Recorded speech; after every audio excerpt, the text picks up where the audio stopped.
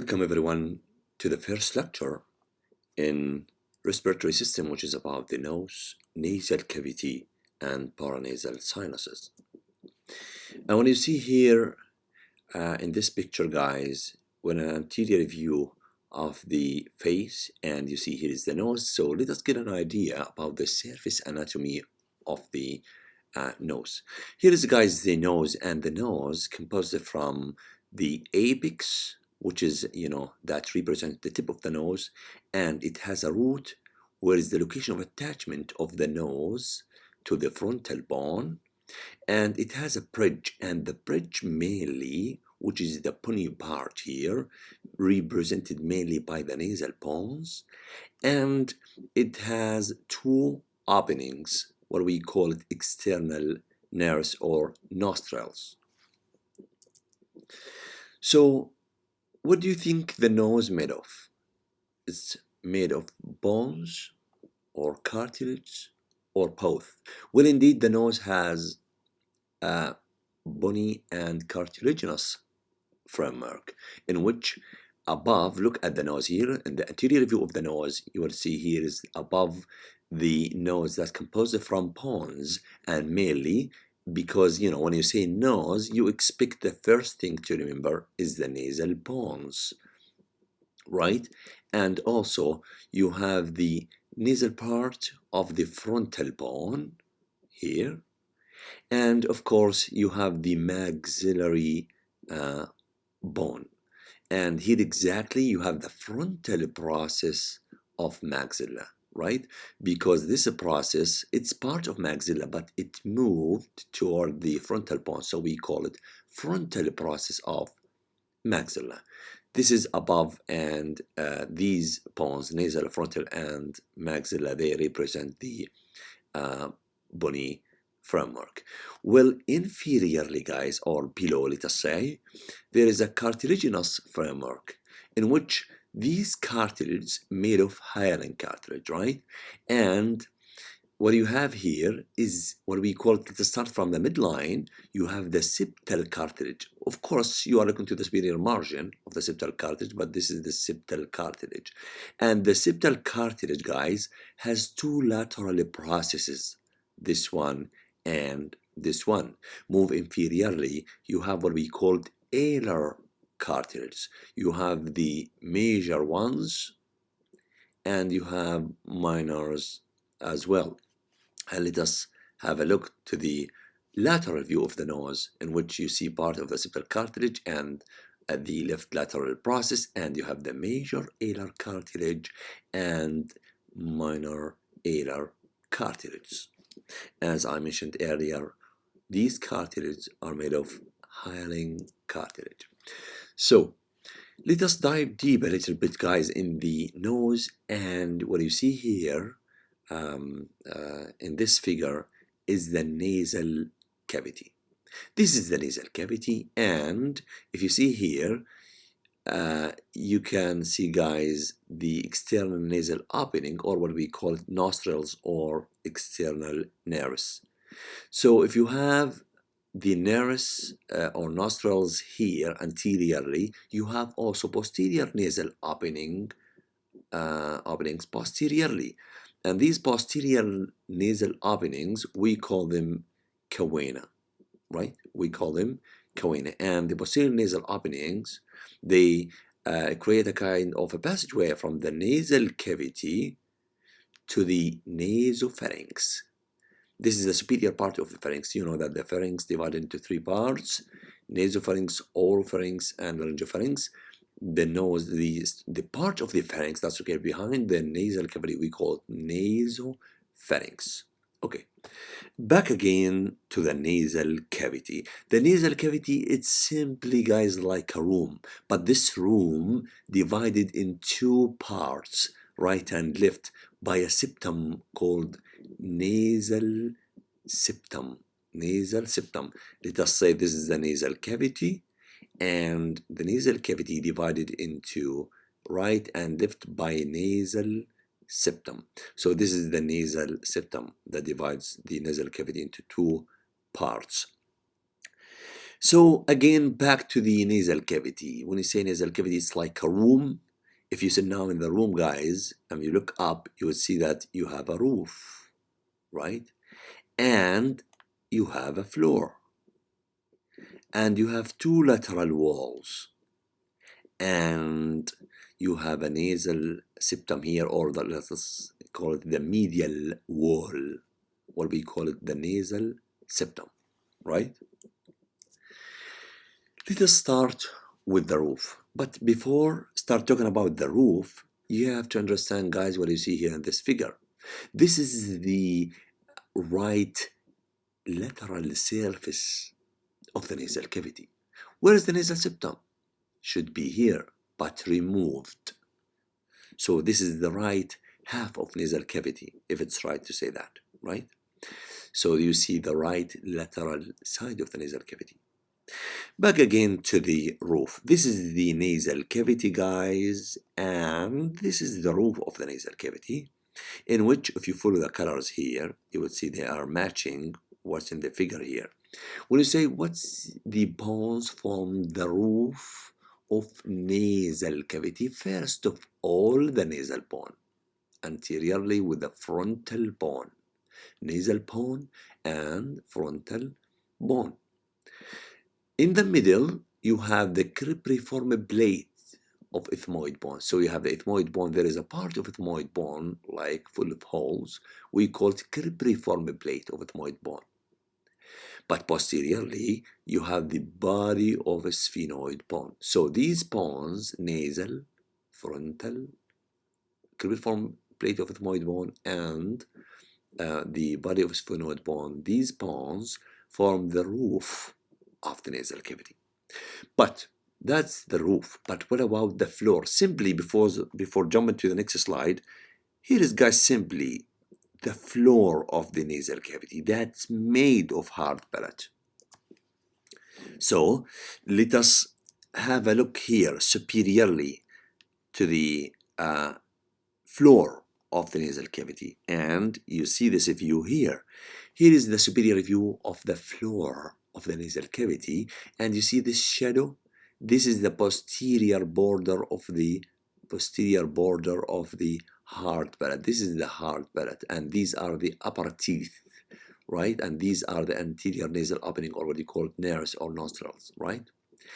Anyway, so simply the hard palate represents the floor of nasal cavity. And maybe you know, guys, that the hard palate is not just the floor of nasal cavity. It's the floor of nasal cavity. If you say this is the nasal cavity, so the hard palate represents the floor of nasal cavity, and it's the roof of the oral cavity. This is the oral cavity. So this is again the hard palate. And guys, the hard palate, maybe you know, that's formed from two bones. The anterior one, which is part from maxilla, and posterior one, it's palatine bone. So the part of the maxilla that moved toward the palatine bone called palatine process of maxilla. So this is the palatine process of maxilla, that's in purple color. While this part of palatine bone called horizontal plate of palatine bone. Okay, that was about the roof and the floor of nasal cavity.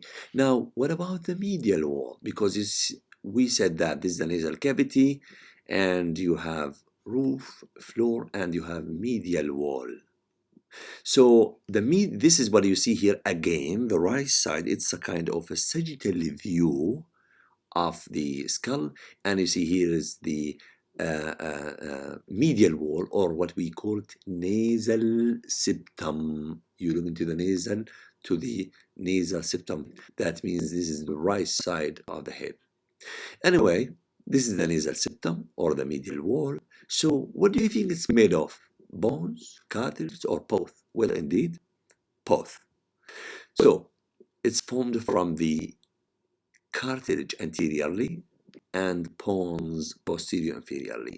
It is create like an inverted T shape. If you draw this T shape here, it's easier now to see that the septal or the nasal septum, sorry, or the medial wall of the nasal cavity formed from the perpendicular plate of ethmoid bone and the vomer. Vomer is a single facial bone, while anteriorly, which is related to the mobile part of the nose, you can move it, made of cartilage called septal cartilage. Do you remember the septal cartilage? Let me remind you here, when we started the talking about the structure of the nose, you remember this one? This septal cartilage. This is a septal cartilage. This is superior margin of septal cartilage. Back again here. So this is a superior margin of septal cartilage. That means the septal cartilage is deep. So this is the septal cartilage anteriorly. So the medial wall formed from septal cartilage, which is hyaline cartilage, of course, perpendicular plate of ethmoid bone, and vomer. Lastly, the lateral wall. So the lateral wall has what you see here is like bony projections. You have 1, 2, 3. These bony projections we call each one concha, or all of them conchae. So you have superior nasal concha, middle nasal concha, and inferior nasal concha. So they cause them sometime turbinate, or all of them turbinates.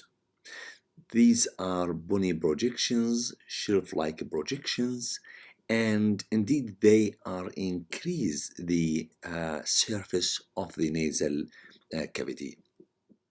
So you have three, as I mentioned, superior, middle, and inferior. They are located in the lateral wall of the nasal cavity.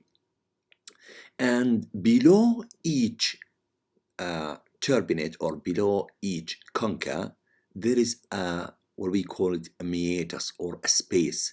For example, look, I'm saying that below each concha. For example, this is the superior concha, and the space below it is called superior meatus.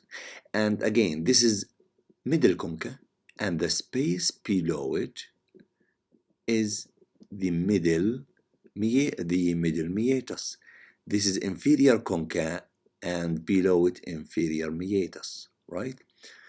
And still we have a fossa that's located away from all of these, which is located here. Let me change the color. And you know, this is the ethmoid bone, right? And this is sphenoid bone. And the fossa that's located here, or the recess that's located here, is called spheno, from sphenoidal bone, sphenoethmoidal recess. So this recess located between the ethmoid bone and sphenoid bone, we call it sphenoethmoidal recess. Why we are let us say explaining these fossae and spaces there, because there are openings there. We'll talk about them in the next couple of slides. But let me remind you guys that from the lecture of the skull, that the superior concha and middle concha, they are part of ethmoid bone, cranial bones. But the inferior concha is part of facial bones, or they are, you have, of course, right and left inferior conchae. They are facial bones. Now, back again to the lateral view, or let us say the lateral wall of the nasal cavity, and you see here the superior concha, middle concha, and inferior concha, and you see here's the middle meatus, and the middle meatus, guys, the middle meatus extended to the front with a depression. Let me change the color. The meatus here, the middle meatus, the meatus or the fossa located, let us say the space below the middle concha called the middle meatus extended anteriorly into a depression called the atrium. The atrium of middle meatus. If you cannot notice that depression here, you can see it here. Here is the depression there, the anterior extension of the middle meatus. We call the atrium of middle meatus. The atrium of middle meatus is limited by a structure of bone here. You see this part of the bone here with this ridge of bone called agar Nasal. Agar Nasal, guys, this is a projection of bones. Let me erase it to show you where is it. This is the atrium, and that's limited by let us say a ridge of bone here called agar Nasal. Agar Nasal is like the most anterior ethmoidal air cells, like in just anterior, lateral, and inferior to the frontal recess, right? What else? Just here, we're trying just to say that the atrium is just located, let's say, above the what we call the vestibule of the nasal cavity. So here is again, you see the in this figure here, guys, again the agar nasal cells. Look at its close relation to the frontal sinus, right? So the agar nasal cell, indeed, it's a key to understand the anatomy of the frontal recess. Here's again in these figures, guys, in which you look to the let us say the lateral wall of the nasal cavity, and this is the agar nasal cells, and here again here, and you see here, guys, these spaces, what we call the agar nasal cells.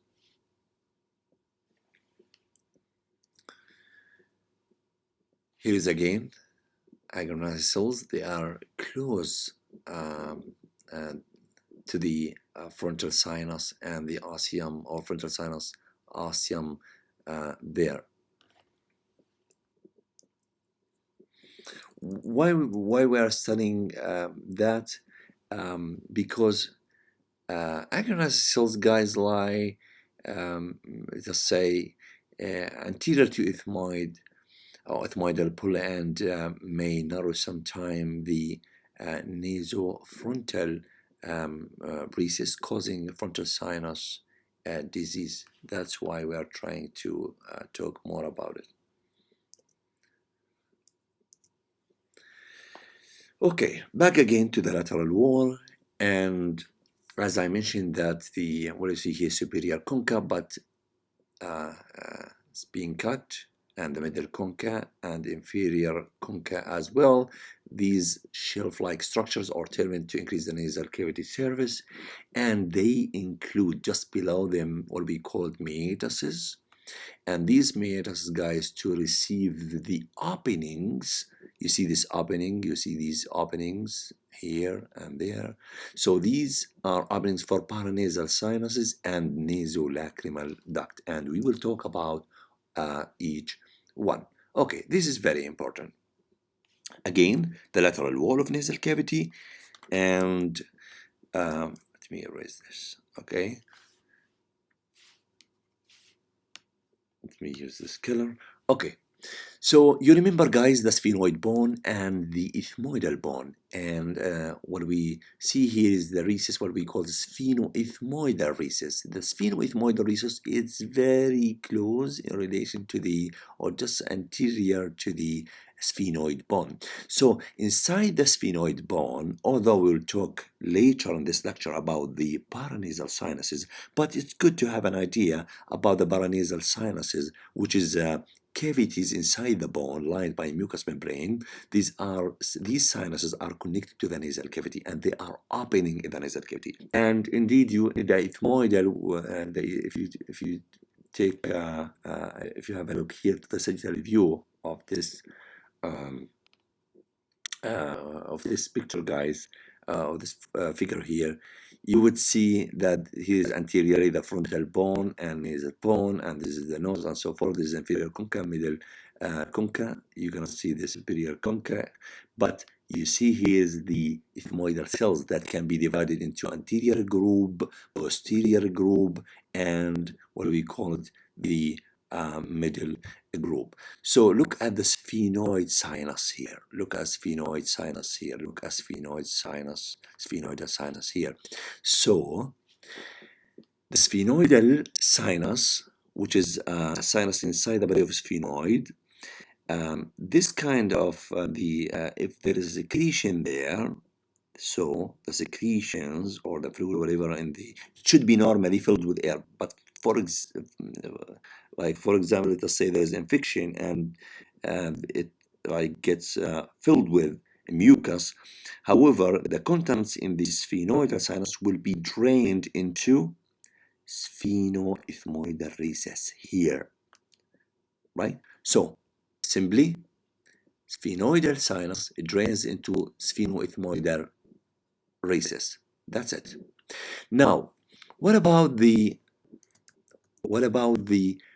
superior meatus? This meatus that's below superior concha. This meatus or superior meatus receives the opening of posterior ethmoidal cells, because say for example here is the anterior ethmoidal cells and here is the posterior ethmoidal cells. So the posterior ethmoidal cells, they are very close to the superior meatus, so they drain into superior meatus. Okay, so we finished the sphenoidal and posterior ethmoidal. Okay, now let us jump away from the or bypass the meatus. We'll talk about it later, but for now I would talk about the inferior meatus. What do we have in the inferior meatus? We know that in the superior meatus we have the opening for posterior ethmoidal cells, but in the inferior meatus we have just one opening, which is for the nasolacrimal duct. That's why it's close to the vestibule of nose. That's why when you get a foreign particle or a dust or whatever in your eyes, your nose directly drained, or you get a runny nose. Or for example, tears from your eyes. If there is a tears because of foreign body getting there in your eyes, so you get tears and secretions by the nasolacrimal duct getting out from the nose. Why? Because the nasolacrimal duct opens into the inferior meatus, which is very close to the vestibule of the nose. Okay, that's about the sphenoethmoidal recess, superior meatus, and inferior meatus. What about the middle meatus? Indeed, this is the middle meatus, in which, if you have a look to the middle meatus, you would see there is a kind of a round prominence projection here. This round prominence will be called ethmoidal pulla, or sometimes they call it pulla ethmoidalis. So the ethmoidal pulla, from its name, pulla, that means it's a bulge. It's called ethmoidal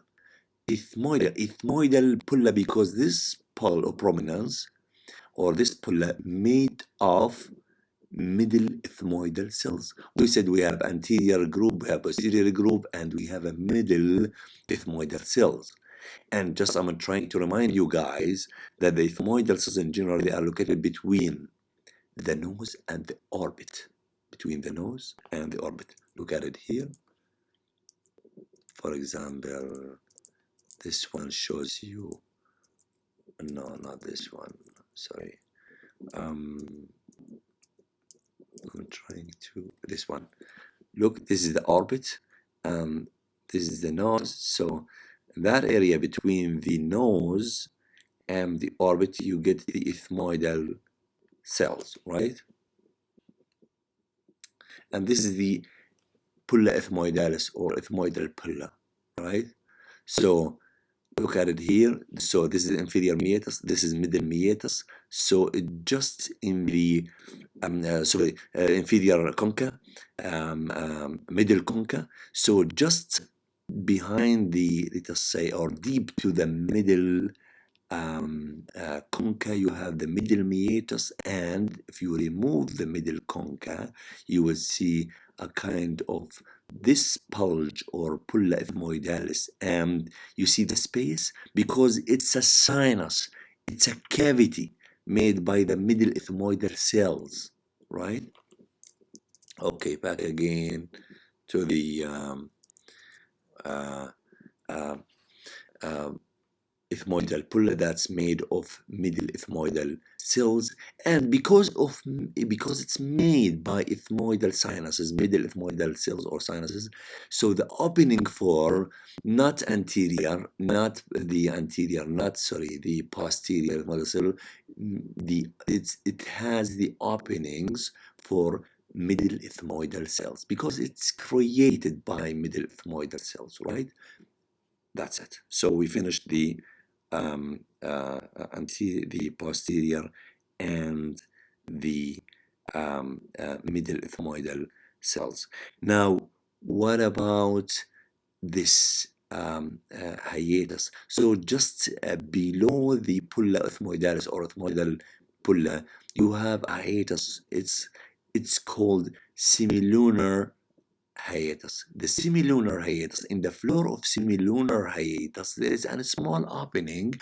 This is an opening for maxillary sinus. Okay, that means it is the drainage, the location of the opening for drainage of maxillary sinus in the floor of the semilunar hiatus.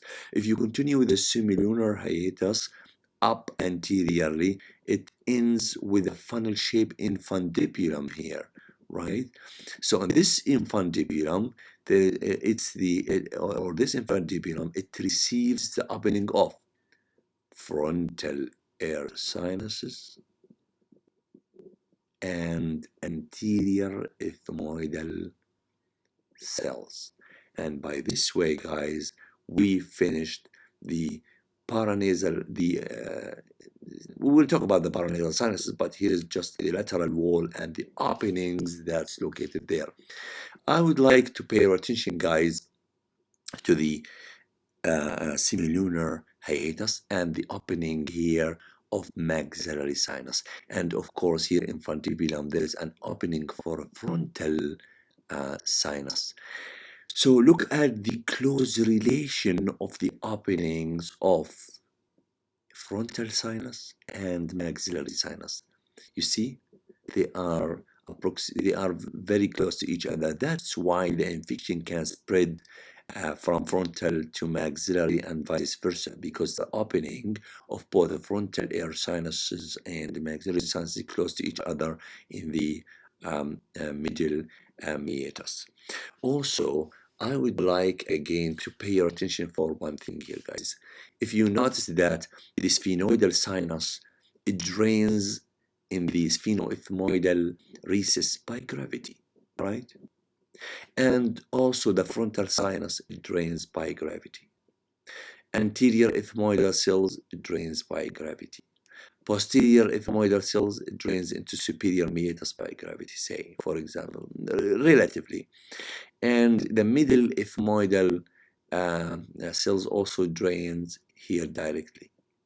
But nasolacrimal duct, that's fine. We don't have a problem with that. But I would like to talk about the paranasal sinuses. So the remaining here, what we have is the maxillary sinus. The maxillary sinus, if you say it's behind this area, it drains up against the gravity. And that's why, let me show you here, this figure, for example, we skipped that. Where is that? This one. It means where is this stuff? So look at the maxillary sinuses. They are located in the bone of maxilla, one on the right, one on the left. Look, they are pyramidal in shape. We'll talk about it. Look at the drainage look at the drainage here. So the canal for drainage here, it goes up, which is against the gravity to drain just below the pulla ethmoidalis here in the semilunar hiatus. So it's against the gravity. That's why it takes like time, and it's usually get infected, right? Because it takes an effort to drain because against the gravity. But there is a way to empty the secretions if there is a secretion in the maxillary sinus. For example, this is say the left maxillary sinus. So you just sleep on the right side, and by this way, if you sleep on the right side or you put it on the right side, the drainage from maxillary sinus of the left is drained easily. On the other hand, if you want to drain the mucus, for example, or content or fluid or whatever in the maxillary left, in the right maxillary sinus, you just sleep on the left, so the drainage can easily pass from maxillary sinus into middle meatus. Okay, what do we have else? Okay, you can have a look for this. Is just from clinical anatomy of Kithmore, just inserted like rods to show you the passageway of or the drainage of the different sinuses.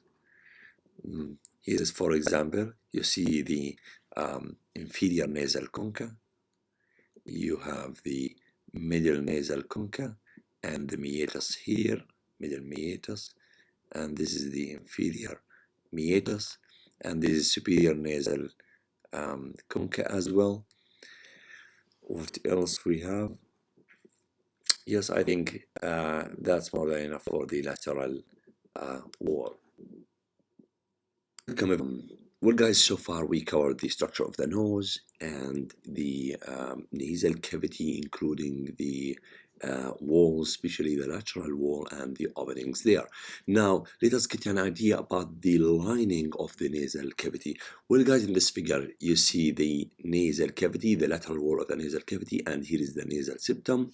And most importantly here, then the vestibule to the nose, the entrance to the nose, what we call the vestibule. And because it's close to the skin covering the outside, let us say the skin of the face, so mainly it's lined, I'm talking about the vestibule, lined by a modified skin that has short curved hair called vipersa. Now, to the nasal cavity itself inside, guys, we have simply two types of mucosa: olfactory mucosa and respiratory mucosa. So the olfactory mucosa, from its name, it's specialized for the olfaction, and the olfactory mucosa, it's located close to the roof of the nasal cavity. Plus, here is the lateral wall. Yes, this is a superior concha, so it covers also the upper part or the superior part of the nasal concha, sphenoethmoidal recess, and even here in the nasal septum also, this is the roof, and also it covers the sphenoethmoidal recess and the upper part, of the nasal septum. So mainly it's innervated by olfactory nerves, because the main function of the cranial nerve number one, what we call the olfactory nerve, is for olfaction. But the rest of the nasal cavity, what you see here, covered by respiratory mucosa. Now, the olfactory mucosa, if you want to magnify what you see here, guys, you would see that this is the olfactory nerve, and these are fibers, and indeed they are olfactory cells, and they are bipolar sensory ganglion cells that carry the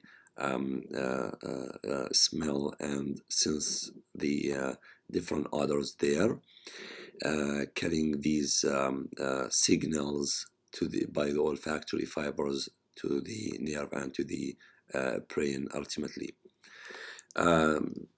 What about the respiratory mucosa that lines the rest of the nasal cavity? Indeed, yes, we need such a kind of a mucosa in order to moisten, to clean, and to warm the inspired air, in which, because this kind of mucosa has many serous gland and gobsels, so they this kind of gland, guys, will moisten the air. And because you know that maybe the respiratory mucosa, it's pseudostratified columnar ciliated epithelium. It has a cilia. By the cilia there, that function as or help in removal of dust particle from the inspired air.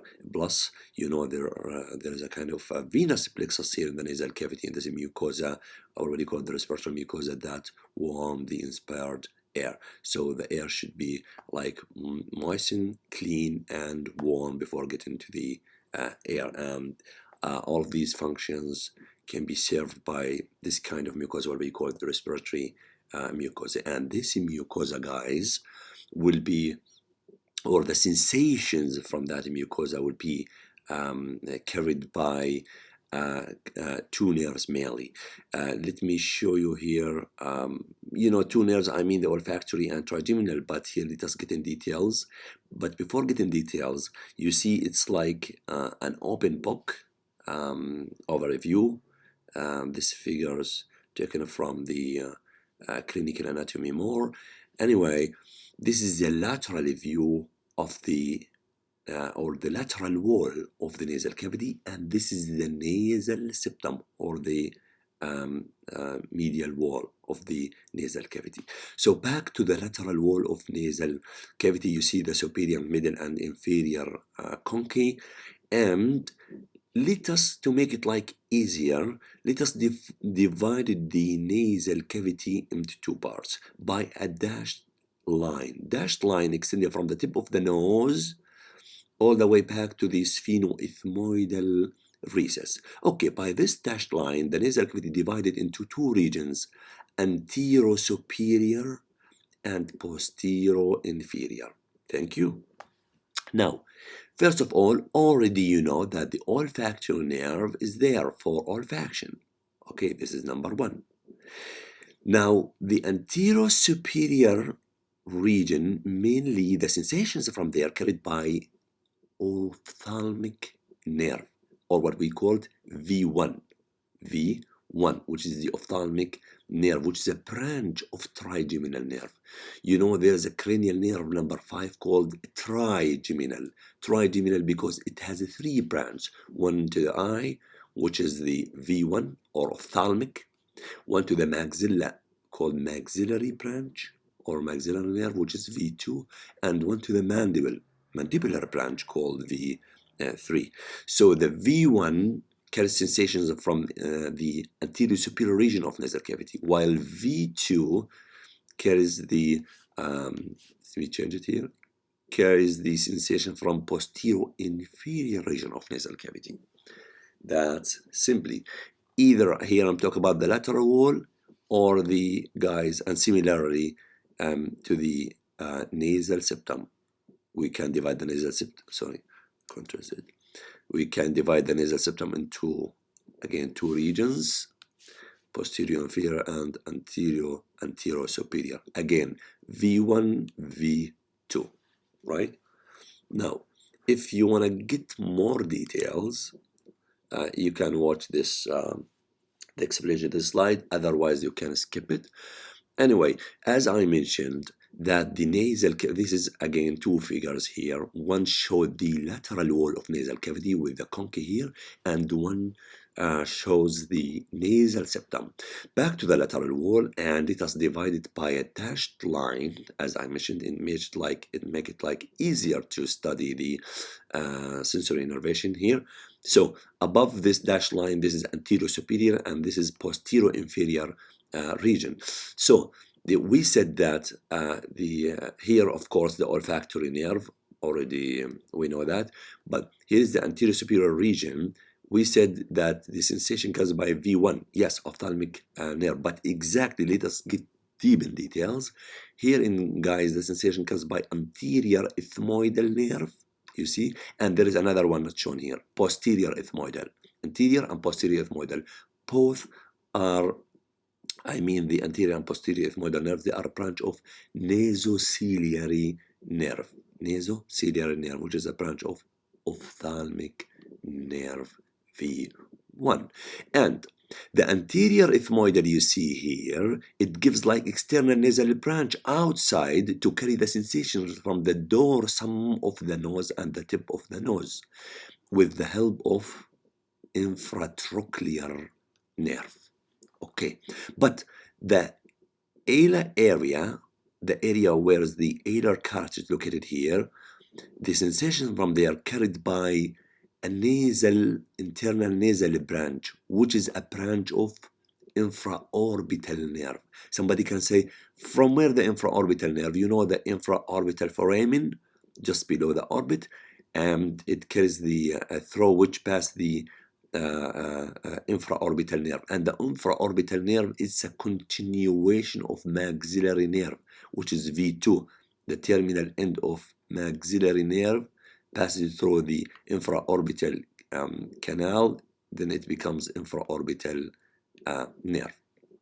Okay, now that was about the anterior superior region, but somebody can say, what about the posterior inferior region? Which is very simple. Here, guys, mainly you see this nerve and these nerves, guys. These are posteriorly, right? And one superior and one inferior. So this one is a posterior, and this is one posterior, but this is posterior superior lateral nasal nerve, and this is posterior inferior lateral nasal nerve. The posterior superior lateral nasal nerve, it's a branch indeed of nasopalatine nerve, a branch of nasopalatine nerve, not shown here, but in the medial wall you can see it here. This is the nasopalatine nerve. While the posterior inferior lateral nasal, they are branch of a greater palatine nerve, which is a branch of course, V2, and nasopalatine nerve also branch of V2. Still, this area innervated mainly by V2. That was about the lateral wall. Moving to the medial wall, it's not that much different, but here is the anterior ethmoidal that was here. Now it gives septal branch to the, also divided here. So, we'll use another pen. So this is a branch, the septal branch of anterior ethmoidal nerve. That means anterior ethmoidal and also posterior ethmoidal, not shown here. They carry sensation from the upper part of the, or anterior superior region of the nasal septum. While, again, the nasopalatine nerve not just gives the posterior superior lateral nasal, but also it's mainly carries sensation from the most area of the posterior inferior region of nasal septum, right? Okay, here's guys, maybe you want to see the nasociliary nerve, which is a branch of ophthalmic nerve V1 that gives anterior ethmoidal and posterior ethmoidal both. They pass to the let's say nasal cavity, right? Okay, still we're talking about the innervation, but now I would talk about the visual innervation. What do you mean by visual innervation? Okay, visual innervation, that means I'm going to talk about the sympathetic and parasympathetic fibers. So, what's the function before start talking about from where they come and so forth? The sympathetic mainly, guys, the sympathetic fibers, those mainly involved with the regulation of blood flow in the nasal mucosa, concerned with blood flow in the nasal mucosa, while the parasympathetic fibers, these mainly secretomotor innervation. Listen, secretomotor innervation of glands in the mucosa of nasal cavity and paranasal sinuses. That means parasympathetic fibers to control the secretion of glands in the mucosa in the nasal cavity and paranasal sinuses, right? So let us start with the sympathetic fiber. Let me change the name. Okay. Here is the spinal cord, and at the level of T1 of spinal cord, there's a fibers come out from there, and they create synapses in the superior. They ascend to reach the superior cervical sympathetic ganglion in the neck.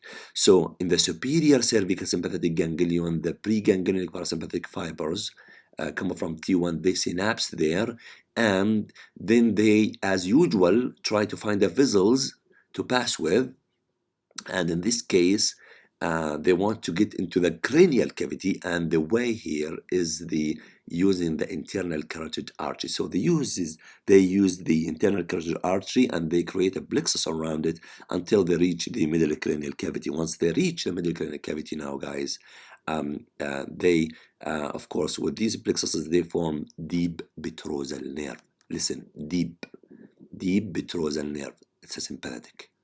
Now, the deep petrosal nerve, let us stop here and go to the parasympathetic fibers. The parasympathetic fibers comes from where?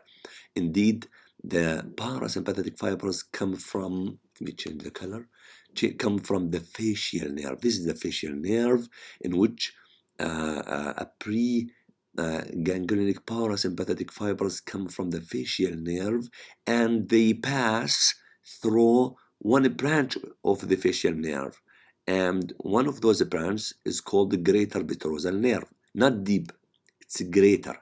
So the preganglionic parasympathetic fiber from facial nerve, they join the what do we call it, the greater petrosal nerve, and the greater petrosal nerve with the fiber that carries the greater petrosal nerve joins the deep petrosal. The greater petrosal joins the deep petrosal to form a nerve that passes through the pterygoid canal. This is a pterygoid canal, a canal to transmit the structures here from the middle cranial fossa to the pterygopalatine fossa, right? So the nerve now is called nerve of pterygoid canal. Nerve of pterygoid canal. The nerve of pterygoid canal, guys, passes to reach the pterygopalatine fossa, right? In the pterygopalatine fossa, you have the pterygopalatine ganglion.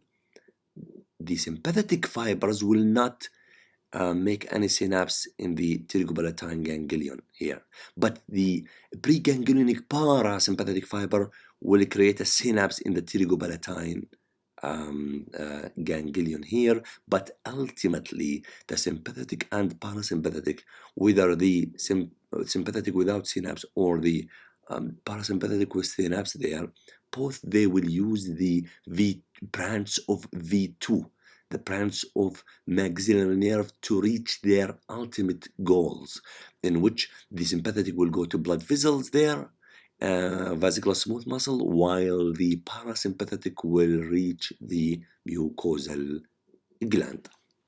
This is the sympathetic and parasympathetic innervation. Now, what about the blood supply? Well, simply what you see here, guys, these are list of vessels to supply the lateral wall and medial wall of the nasal cavity, in which it's close to sometimes to the nerve supply. Let me show you here. This is the nasal cavity, lateral wall of nasal cavity. So you have anterior ethmoidal artery, and you have posterior ethmoidal artery, similar to anterior ethmoidal nerve, posterior ethmoidal nerve, and both they are branch of ophthalmic artery, right? Okay, anterior ethmoidal and posterior ethmoidal. Also here you have the sphenopalatine, mainly the chief one here, sphenopalatine artery, which is a branch of maxillary artery. You remember this artery, maxillary artery. Also, you get from anteriorly here, the lateral nasal branch of facial artery. Lateral nasal branch of facial artery. Plus move to the medial wall here, guys, or the nasal septum.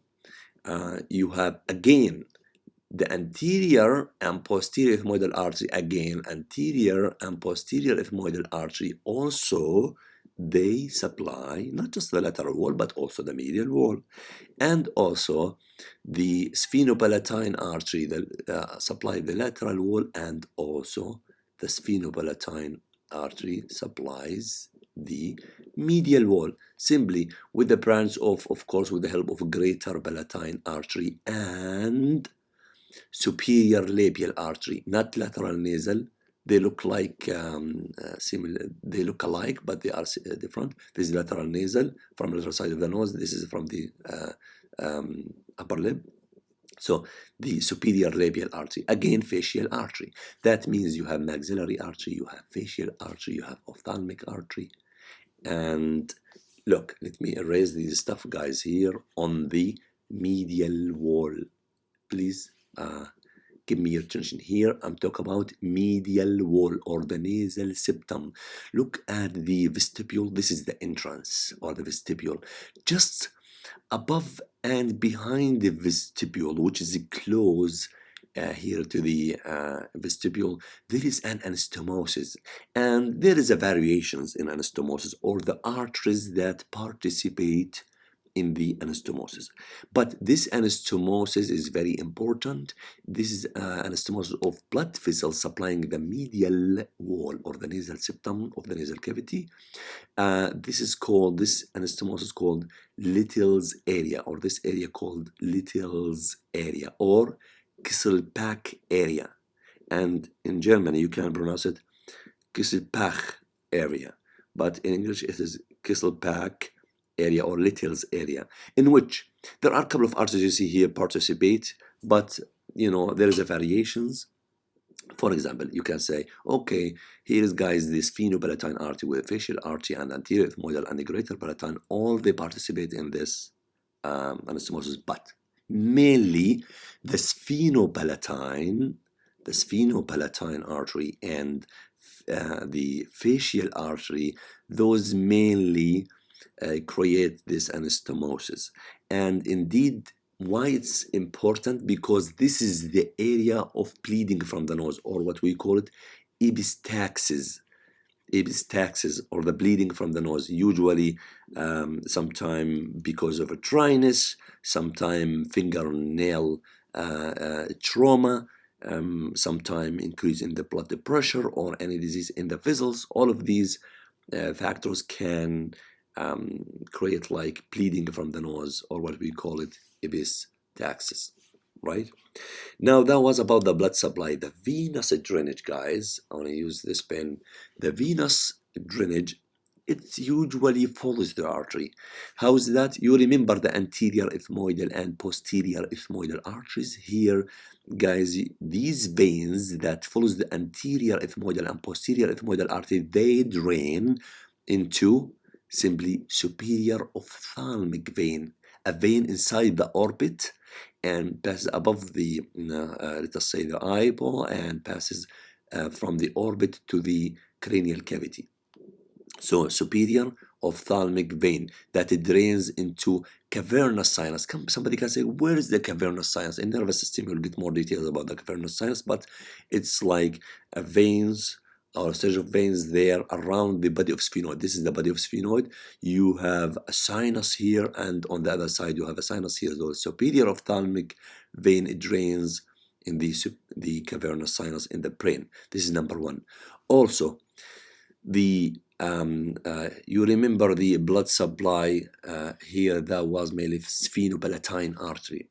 Sphenopalatine, that branch of maxillary artery. So veins here follow the arteries, come from the maxillary artery, to say they drain into pterygoid plexus. There is a pterygoid plexus here, a plexus of veins in the infratemporal fossa. So veins follow the maxillary arteries, drain into pterygoid venous plexus.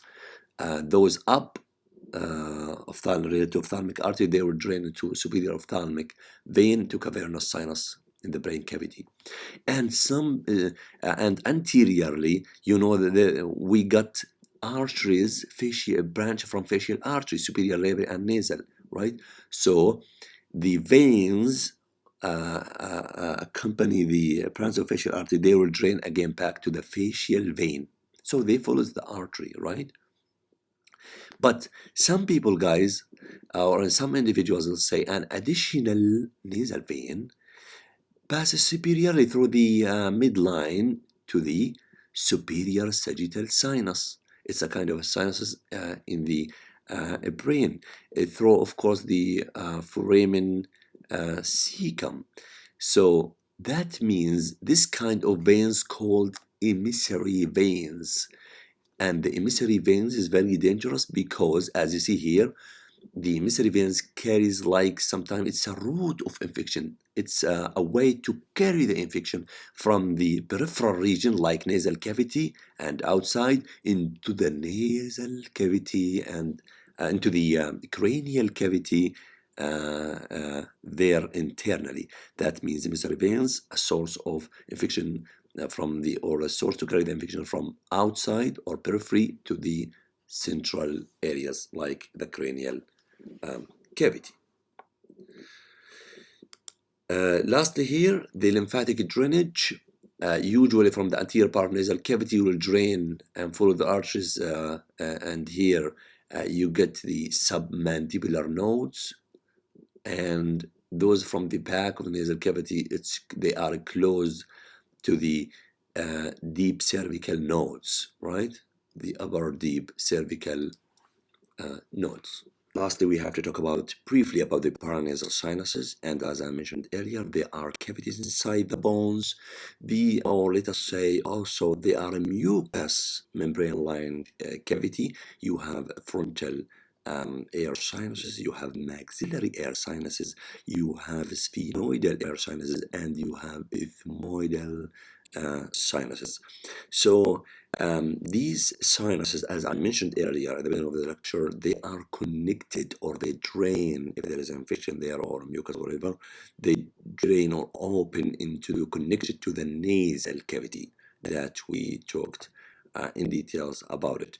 And I showed you where the openings of those paranasal sinuses in the lateral wall, if you go back in this lecture, and you can watch it, of course. And these kind of cavities, imagine when you have a nasal cavity and there are extra rooms, or there is a passageway for extra rooms connected to this nasal cavity. That means the paranasal sinuses increase the surface area of the nasal mucosa and cavity, and of course they play an important role in the voice. They enhance the voice, and such my case, for example, I'm talking to you guys, I got colds, I got sinusitis, and you see how is my voice affected. They also, other than they enhance the voice or the resonance of the voice, and they increase the surface of the nasal cavity, and they play a role or help in the moisten the inspired air. They also lighten the skull. For example, when you swim, it helps you guys during swimming, for example, because the skull is really heavy structure. So that was a brief introduction about the paranasal sinuses, and you see here again, guys, you have clear here the maxillary sinuses on the right and on the left, and you have ethmoidal cells shown here. Again, frontal, maxillary, here is sphenoidal, ethmoidal, and as we mentioned, these cavities or bone cavities, guys, lined by mucosa, respiratory mucosa, right? Which is continuous, the same that's continuous with the nasal cavity. In this figure, you see here, guys, for a fetus, 3 months old, and here is, guys, I'm trying to give you a brief idea about the development of sinuses that started at the fetus level by the age of 3 to 4 months. So the development of sinuses started by the between the third and fourth months. But listen, at birth, just only M and E, maxillary and ethmoidal, just present, and at birth still they are rudimentary, right? So just maxillary and ethmoidal mainly, and they are rudimentary, present after at birth, let us say. But the frontal and the sphenoidal sinuses are not clinically perceptible at birth, just maxillary and ethmoidal, and you can say rarely can be demonstrated in the brain X-ray.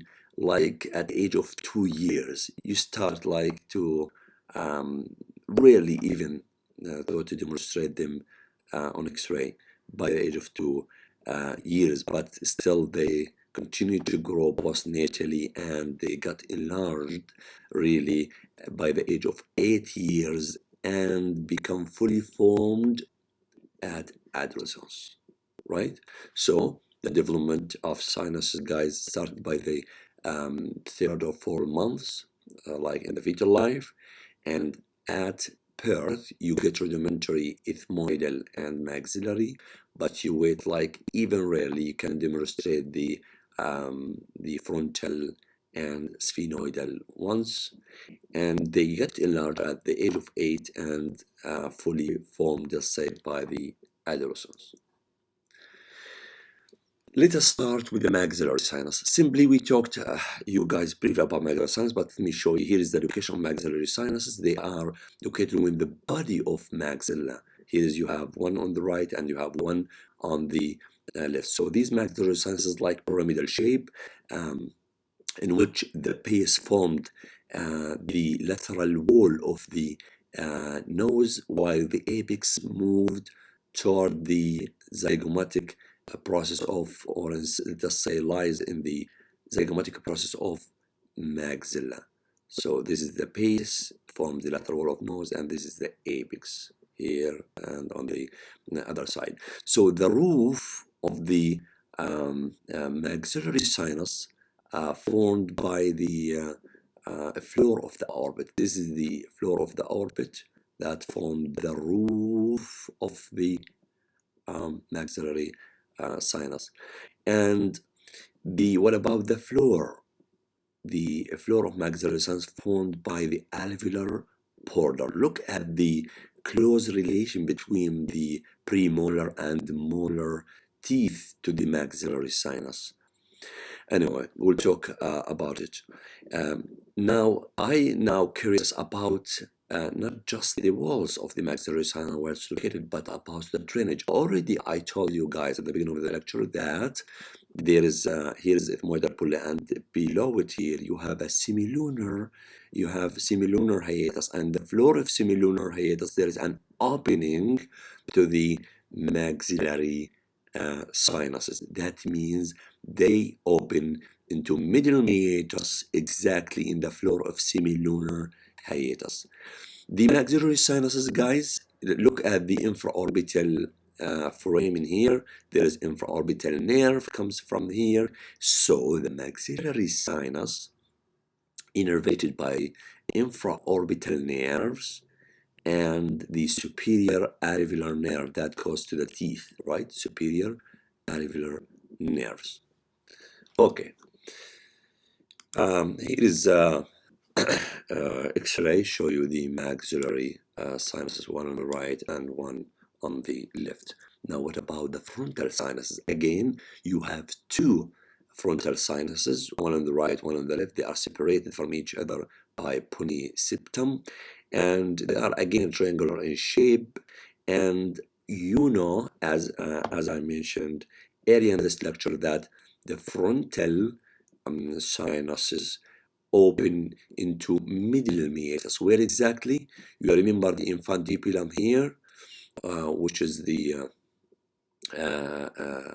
here is the semilunar hiatus, and that's end with the infundibulum, so it opens in the middle. That we can say the frontal sinus, guys, open into middle meatus in the infundibulum. And once you remember the maxillary sinus, the maxillary sinuses, guys, innervated by infraorbital. Here, the frontal sinus, no, innervated by supraorbital nerves. Now, let us move to the ethmoidal sinuses. Simply the ethmoidal sinuses from the figures before or at the beginning of the lecture, I showed you where they are, especially in the coronal section. They are located between the orbit and between the, let's say, they are located between the orbit and the nose. There are three groups: anterior, as I mentioned at the beginning of the lecture, posterior, and the middle one. And you remember the middle one created the pulla ethmoidalis or ethmoidal pulla. And we said also, when we talked about the lateral wall of the nasal cavity, that not just the frontal sinus, but also the anterior ethmoidal cells, they open into middle meatus here in the infundibulum. This is number one. While the pulla ethmoidalis in the middle meatus formed by middle ethmoidal cells, they also, the middle ethmoidal cells open into the pulla ethmoidalis itself in the middle meatus. Now, what about the posterior ethmoidal cells? They open into superior meatus. You can go back to the beginning of the lecture to the when we talk about the wall of the nasal cavity. But here is, guys, the innervation. They are ethmoidal cells, anterior posterior group. They are close to the anterior ethmoidal nerve and posterior ethmoidal nerve. So the anterior and posterior ethmoidal nerves will innervate the ethmoidal cells. Okay, still what we have, other than we finished the frontal, we finished the ethmoidal, we finished the maxillary. Still in the body of sphenoid, you have two sphenoidal sinuses, and they are located, as I mentioned, in the body of sphenoid. And where they open, we said earlier that they open in the sphenoethmoidal recess here, sphenoethmoidal recess, and innervated by posterior ethmoidal nerve. Now, I would just talk briefly about or remind you with the clinical notes, and you remember the littles area or kissel packed area in which the anastomosis of the blood vessels in the medial wall that's mainly occurred by sphenopalatine artery and facial artery, and this is the location of nose bleeding, what we call it epistaxis. Okay. Now, back to the nasal cavity, inflammation of the nasal mucosa, what we call it, rhinitis, result in nasal congestion, excessive production of mucus. This is a defense mechanism, right? And post-nasal drip. Post-nasal drip is a kind of accumulation of mucus in the back of the throat, which can cause a feeling of congestion, sore throat, and cough. Nasal cavity also can be infected, and the infection of nasal cavity can pass to the paranasal sinuses, because the paranasal sinuses, they open, plus the nasolacrimal duct, if you remember, that opens into inferior meatus. So all of these structures, paranasal sinus, nasolacrimal duct, those guys open into nasal cavity. So infection in nasal cavity can easily spread through those openings. Also, the anterior and the frontal, I already explained that when we talked about the frontal sinuses and anterior ethmoidal sinuses, because they are very close to the maxillary sinus. Let me show you here. Let me show you guys here, and erase this. I already said that, but let me iterate it again. Look at the frontal sinus. Look at the anterior ethmoidal cells. Both, they drain into infundibulum here in the middle meatus. And you know the maxillary sinus also drain into the semilunar hair in the middle meatus. So they are close to each other. the drainage of maxillary and frontal and anterior ethmoidal, so the infection, any of them, can spread to the other, right? This is the idea when I'm trying to talk about. Also, because the maxillary sinus is very close to the premolar and molar teeth, infection to the upper teeth can lead to infection of maxillary sinus. Sometimes the extraction of any of these teeth can create like a fistula opening to the maxillary sinus, because the maxillary the teeth can penetrate indeed sometimes the base or the floor of the maxillary sinus. Maybe I mentioned also that earlier. Look at the maxillary sinus one. It can, the mucosa there get inflamed, which is indeed the maxillary sinus here is the common site of infection, right? Once the mucosa get inflamed and the mucosa inflamed and swollen, so that it creates like narrowing to the opening, and the mucus can be secretions will be trapped there in the maxillary sinus. And I think the position of drainage plays an important role. Look, these sinuses drain by gravity, but this should be against the gravity, right? So the only way I would say to drain the secretions of our maxillary sinus of the, for example, if this is the right and this is the left, you drain it from the left. You have to ask the patient to lie on the opposite side here, to write on the right side, so the drainage will go out, and vice versa from the left side, right? Lastly, which is I would say common to hear about, the deviation of nasal septum. Look at this guy, for example. Look at the nasal septum here shown. It's like deviated. It's not in the midline, and it reaches a level. Look at the nasal septum. It reaches a level to even fuse with the lateral wall of the opposite side, right? For example, here's the nasal septum. This is the right, and this is the left. This is the same for the patient. So it deviated to the left lateral wall and adheres and obstructs it. So in this case, look at this also MRI. Look at the deviation here. So it needs like surgical intervention to correct these deviation, and because it causes like breathing a problem, because most of the air you inhale comes or get into the lungs through the nose. So guys, that was about the first lecture in the respiratory system. Thank you, and hope to find value in it. Thank you.